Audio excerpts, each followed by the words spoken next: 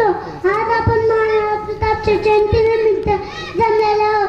महाराणा प्रताप यांचा जन्म 9 मे 1940 रोजी उत्तर दक्षिण भारतातील मेवाड प्रांतात झाला. महाप्रताप हे उदयपूरचे राजा उदयसिंह आणि महाराणी जयवंताबाई यांचे पुत्र होते. माना की थोड़ा पानी कम है राजस्थान की माटी में, इससे तो मुगलों का खून प्यादा हल्दी घाटी में. घास फूस खा लिया फिर भी उन्होंने झुका नहीं.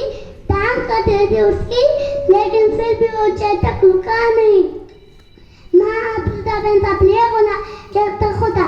तो महाप्रताप सारखा खूप बहादूर होता. महाप्रतापाने आपले पूर्ण जीवन मेवाडच्या सुरक्षेसाठी समर्पित केले. महाप्रताप हे साहसी शौर्य यांची प्रतिमूर्ति होते. प्रताप के शौर्य की गाथा हर कोई सुनाएगा कर. मातृभूमि भी धन्य हो गई प्रताप जैसा पुत्र पाकर.